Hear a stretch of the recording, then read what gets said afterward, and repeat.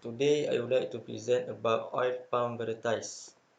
First of all, the production of quality is depend on the seed from producer or manufacturer. The producer must have a certificate from SIRIM and a license from MPOB. The common the common producer as we know such as Risda, Felda, Sainabi and IOI Corporation. They are very familiar in this industry. There are three basic varieties we need to know. First, Dura. Dura used as female parent in breeding. It has a lot of content and the the endocarp is thick. The color endocarp is black and no ring fiber around it. Next, Piscifera. Piscifera used as male parent. It has a high oil content, but we can see Piscifera now have a endocarp and ring fiber is quite small. And the last, Tenera. Tenera is the result of a cross-pollination between Dura and Piscifera. This is the best variety and very recommended by our government because Tenera has a high mesocarp ratio and it also can produce more fruit branch.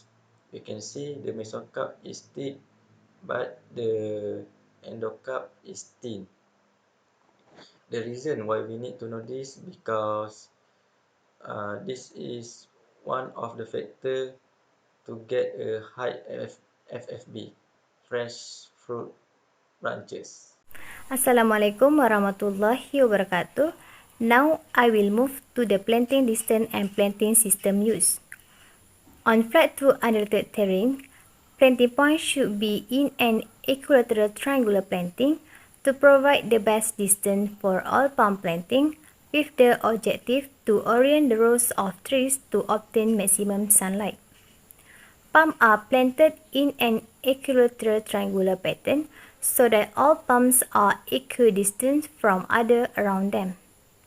In coastal soil, palm stand is 136 per hectare with spacing 9.14 meters by 9.14 meters by 9.14 meters in a triangular pattern, and the distance between rows is 7.92 meter. Less fertile coastal soils or marginal soil such as acid sulfate or peat, palm stand is 148 per hectare with distance 8.84 meters by 8.84 meters in a triangular pattern, and the distance between rows is 7.65 meter. Okay, now we will talk about general maintenance. As for supplying, we changed the old to the new seedling due to the unplanted plot, dead seedlings, abnormal seedlings, and pest and disease problem. In water management, we can see that each trees need 5 mm water per day and the source of water is from rainfall and river. The process of water management is construction of the main collection and subsidiary drains and the maintenance of outlet, main collection and subsidiary drain. For the monitoring, we need to monitor the water level and the quality, and we need to repair the water gate, flap gate and construction of drain blocks. As for weeding, we know that function is to remove the unnecessary weeds that will harm the other trees. The type of weeding is disc creeping, circle spraying, selective spraying, lala spraying, epiphyte poisoning. And there is two types of herbicide, which is systemic and contact. Systemic that will kill entire plant, and the contact will killing the only part that touch the herbicide. There are three classes of weed, A, B, and C, which is the class A, we can be encouraged to grow in the fields, but class B, they are useful but requires a proper control, and class C, which is the harmful, and we can see the example in that table. In manuring, we know that proper fertilizer affect the efficient uptake, high yield, maximize profit. Macronutrients such as nitrogen, phosphorus, potassium, and magnesium plays a main role in plant growth, while micronutrients such as sulfur, boron, iron, and calcium determine the leaf growth in shape, color, and size. And we need to avoid manure when volatilization, leaching, drought, and flood. In pruning, we can start around 3 to 14 years old, and it will reduce the loose fruit that we caught by the front buds. In pest and disease, there are few methods, which is biological, cultural, chemical, mechanical, and physical control. The pest that we have is rhinoceros beetle, bagworms and rats, and disease is nursery leaf spot, blast disease, and white root disease that will kill entire trees. Last maintenance is ablation, which is removing male and female inflorescence during the immature period, and it starts around 15 to 25 months after field planting, and there are a few advantages such as more rapid canopy closure, better weed control, and the disadvantage is labor intensive and expensive, crop loss, and hence lost the revenue. Okay, now I want to present about harvesting. Depending on vegetative growth of oil palm, it will normally be harvested at about 4 years after planting.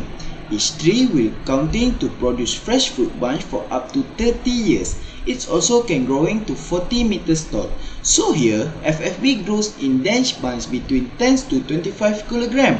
A healthy productive tree will produce 12 to 14 bunch each year. Bright rich orange color will turn once the fruit ripe and ready to be harvested. The long sickle, like example at the slide, is very important thing to dislodge the FFB. This action needs a skilled and experienced harvester. There are several systems that can be employed in harvesting operation.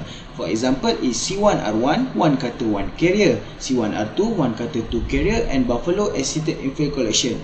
But nowadays, there are many mechanism technologies that involved in this operation. The ripest fruit which contain the most oil fall free of the main bunch. After harvesting, the FFB are collected and loaded onto truck and will be transported to palm oil mill. Okay, at the mill, FFB are processed to separate them into a functional component. Bunches are selected and grading in different grades. Processing of a fresh fruit bunch will give 22% effluent, 23% empty bunch, and 45% fruits. Bunches are heated with steam to kill bacteria and stop enzyme activities. Oil, fiber, and palm kernel is treated to spread. The fruit is pressed under high pressure to squeeze out the oil and water. The oil will spread by phase separation. The crude palm oil was transported to oil palm refinery. The empty fruit bunch are used as a compost used to generate heat to the boiler and biomass, and the kernel are transported to palm kernel mill to extract palm kernel oil. So next, in refinery and palm kernel mill, they are processing some product. For CPO, crude palm oil that's extracted from the mesocap, they are produce margarine, soaps, and palm oil. For the palm kernel oil PKO, extracted from pedicap, they are served as animal feeds. Thank you, Sophie. Now I will continue this part. Actually, Malaysia is ranking number 4 in the world as the largest producer of vegetable oil and fat. There are many countries that Malaysia export, but the main destination are India, China, and European Union country. Next, we can see the daily price of CPO is increasing from 2018 and until 2021. This is a good news for our economy, especially to farmers. I hope for this year, 2022, we can maintain or maybe we can break a new record again. If you want to more detail, you can see on the MPOB portal. That's all from our group. Thank you.